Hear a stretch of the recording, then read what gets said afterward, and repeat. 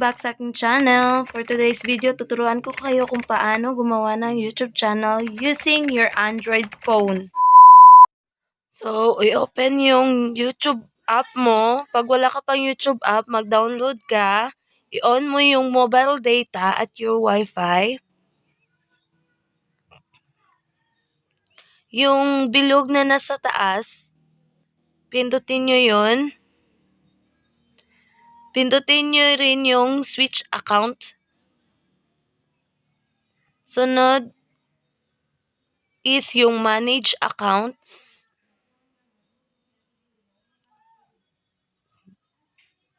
Mag-wait lang tayo ha. Naka-black yan kasi may fini-fill up ako na personal info ko. So, yan.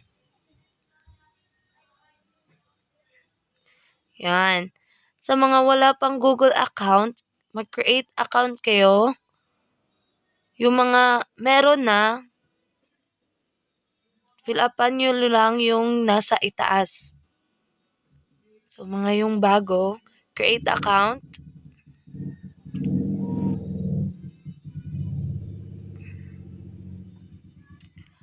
May nakalagay na for myself or to manage my business. Ang pipindutin ko is yung for myself.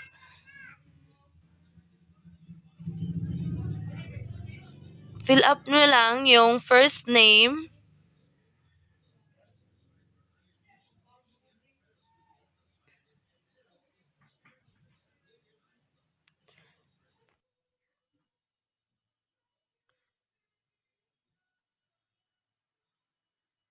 Dapat yung i-fill up mo na name mo is yung sayo talaga. Yung walang halong biro or walang halong etchos. Kasi, pag mag-monetize na kayo ng YouTube account nyo, kailangan kasi yung complete name mo. Yung true complete name. So, pindutin natin yung next pagkatapos ng name mo. Sunod is yung birth date.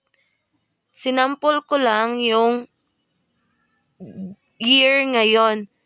Pero yung mga below 18 pala is hindi pwedeng makapag-create ng YouTube account. Dapat yung mga 18 above. Yun, sample ko lang yan ha. May lalabas yung, yun. Yan, basahin nyo yan. So, hindi pwede yung mga below 18 talaga, yung mga batang-bata pa. So, balik natin. Year natin. Hindi yan birth date ko. Sinampol ko lang din. Next. Yun. May lalabas na 3 option. First and second option is binigay ni Google yun na account or your email address. Pero pag gusto mo na mag-create kayo ng own mo na Gmail address, pwede din yung pindutin mo yung pinakababa. Pero sa akin is yung first para less hassle ako. So, next natin. Yun, password. Naka-block din ulit kasi nag-create ako ng password, personal info. So, dapat pala yung mag-create ka ng password is may mix siya. Mix na letters, numbers, and symbols. Yung first na nilagay ko is yung letters lang puro, pero hindi pala pwede. So, binalik ko agad. Nag-create ako ulit with letters, numbers, and symbols.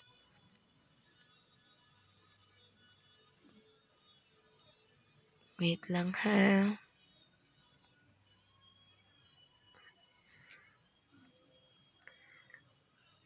Pagkatapos mo mag-create ng password, i-confirm mo para make sure na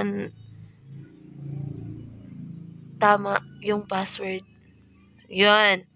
Add phone numbers. Ikaw, depende sa'yo pag gusto mo or hindi. Tsaka yung mga rules ni Google.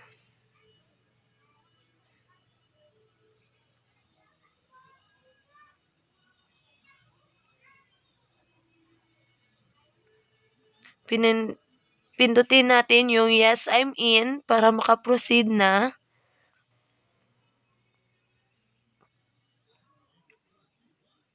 Yun.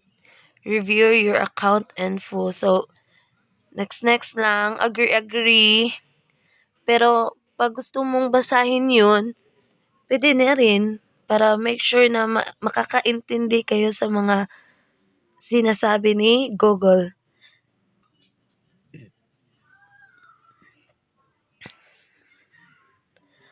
I agree. Checking info. Hintay lang tayo. So, yun. Pagkatapos ng I agree, automatic na babalik kayo sa YouTube na app nyo. At, yun, my YouTube account na kayo. So, yun.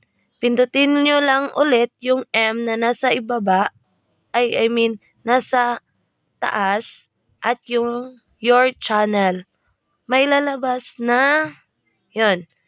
Depende sa'yo kung gusto nyong palitan yung name mo para sa YouTube account nyo, pwede din. Before kayong pumindot sa create channel. Pagkatapos nyo yung fill upan, create channel,